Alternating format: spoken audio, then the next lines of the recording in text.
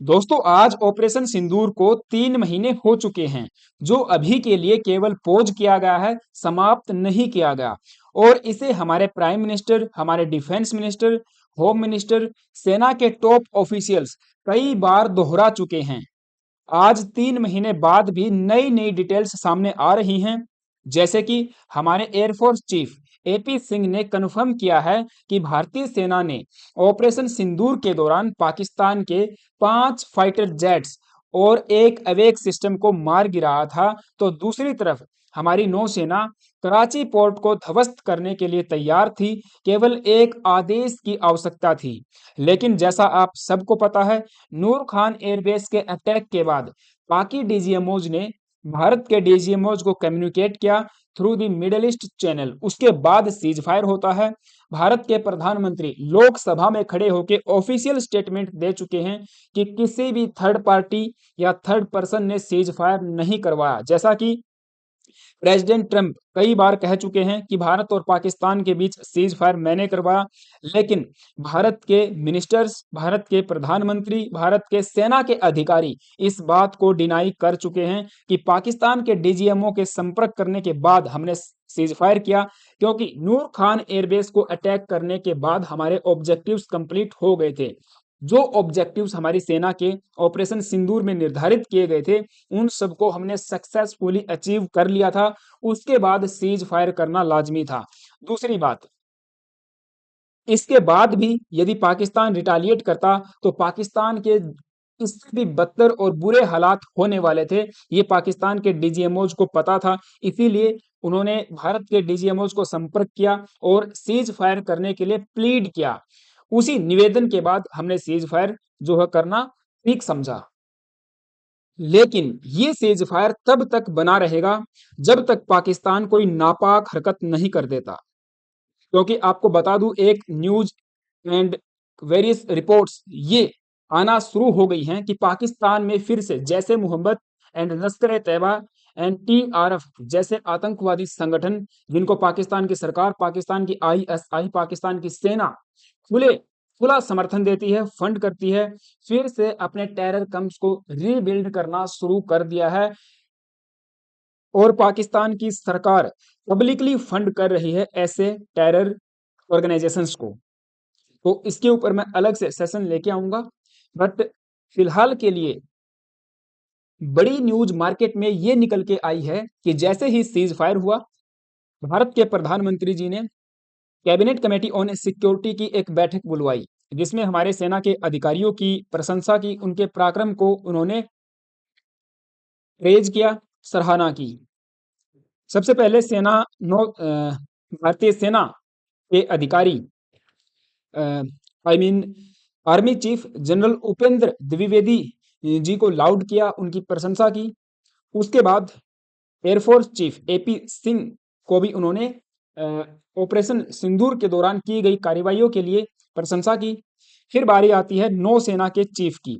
तो नौसेना के चीफ की तरफ देखते हुए पीएम मोदी जी ने कहा कि आपका फिर मौका आएगा, क्योंकि आपके मुंह से हमने निवाला छीन लिया।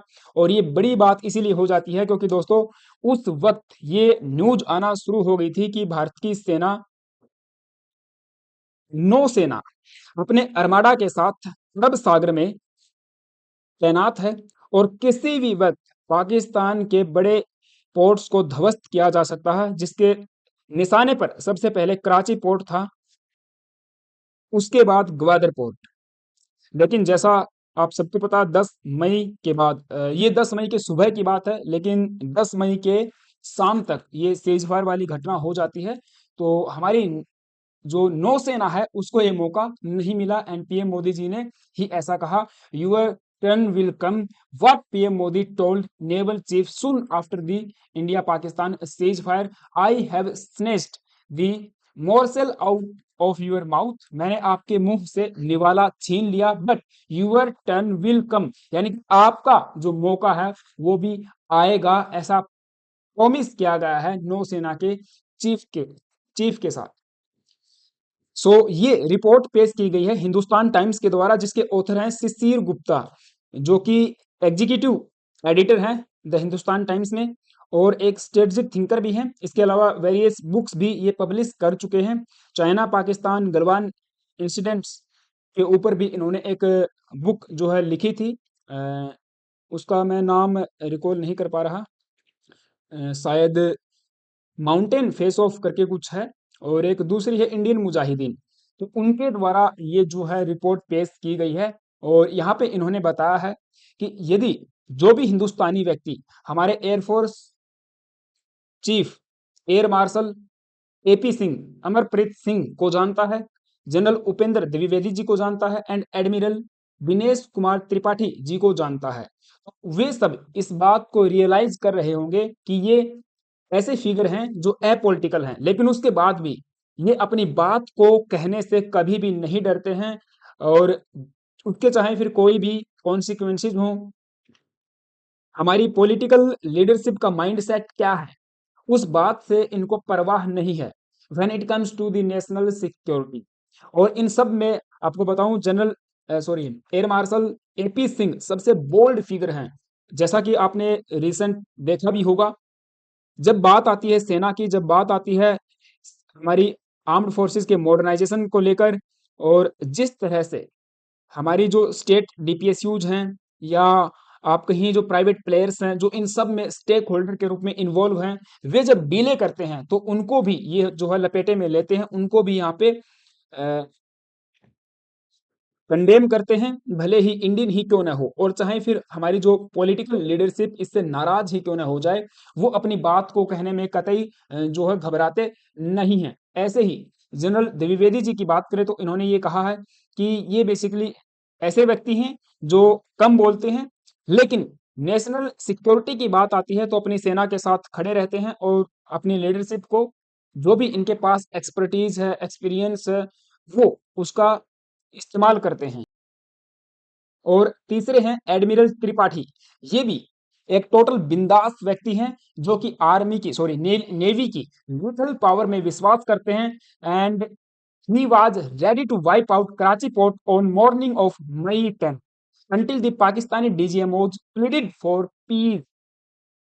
लेकिन शाम को सीज फायर की बात सामने आई, उसके बाद हमारी सेना जो नौसेना जो है पीछे हटी थी, लेकिन तब तक उस वक्त तक के लिए आप समझिए सुबह सुबह तक ये पाकिस्तान के कराची पोर्ट को पूरी तरह से ध्वस्त करने के लिए तैयार थे। फिर फोर्थ नंबर पे यहाँ पे ऑथर बात करते हैं हमारी कैबिनेट कमेटी ऑन सिक्योरिटी की, जिसको लीड किया जाता है प्राइम मिनिस्टर ऑफ इंडिया के द्वारा, जिसमें हमारे defence minister Rajnath Singh, national security adviser Ajit Doval ji, chief of the defence staff general Anil Chauhan ji, ये सब शामिल होते हैं।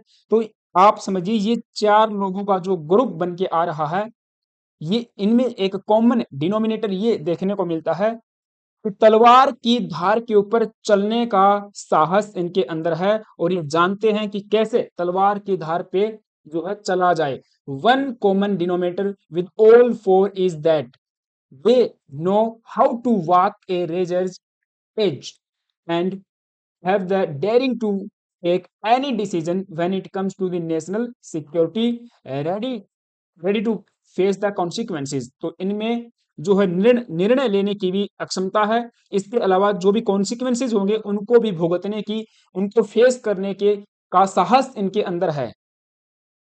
और यही बात इनको एक फॉर्मिडेबल हंटिंग पैक बनाती है, जो भारत की नेशनल सिक्योरिटी को कभी भी कॉम्प्रोमाइज नहीं होने देंगे,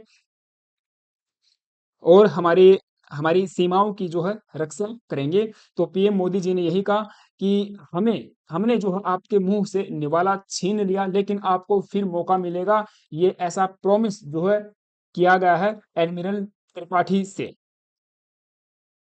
इसके अलावा जो दूसरी न्यूज फाइटर जेट्स को लेकर थी, राहुल गांधी जी ने कहा था कि हमारे कितने राफेल फाइटर जेट गिरे, जैसा कि दूसरे बोल रहे हैं, पाकिस्तान के सेना के चीफ कह रहे हैं, पाकिस्तान के डिफेंस मिनिस्टर कह रहे हैं, पाकिस्तानी लोग कह रहे हैं।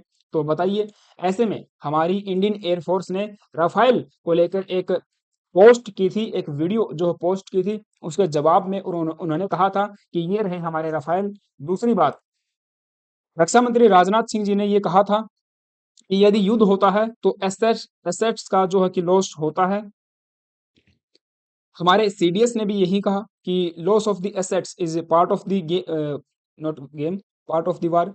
बट हाँ, हमारी सेना के लिए गेम जैसा ही था, उन्होंने तुरंत इसको निपटा दिया। अच्छा, ये ट्रम्प कई बार कह चुके थे कि 5 fighter jets Bharat Pakistan clash के बीच में मारे गए थे। अब वो किसके थे ये इन्होंने नहीं बताया।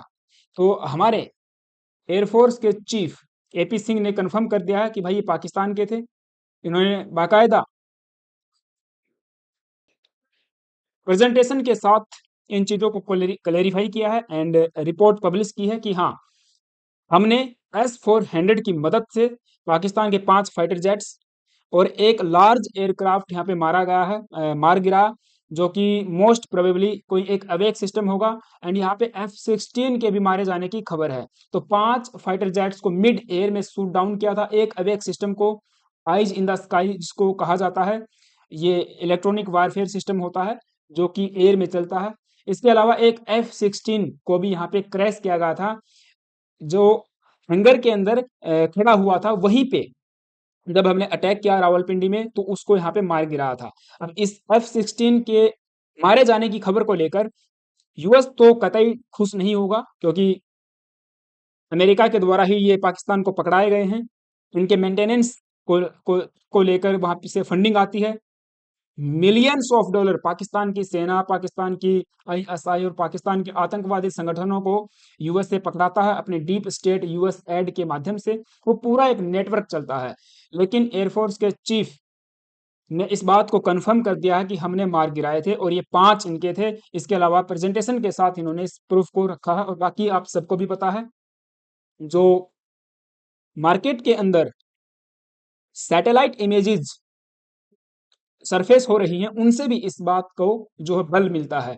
और बाकायदा ये वीडियो भी आप देख पाओगे सोशल मीडिया पे, काफ़ी सारी इनकी शॉर्ट क्लिप्स भी वायरल हो रही हैं। इन्होंने बताया था कि S-400 की हेल्प से या फिर इसी की बदौलत हमने पाकिस्तान के अंदर ये बड़ा कारनामा करके दिखाया। सो ये न्यूज़ थी। आई होप कि आपको सारी बातें समझ में आई होंगी। आपका क्या ओपिनियन है मुझे कमेंट बॉक्स में ज़रूर बताना। हाँ, चैनल पे नए आए हो प्लीज़ गाइज एक सब्सक्राइब करना, बेल आइकन प्रेस करना। Thank you, have a nice day.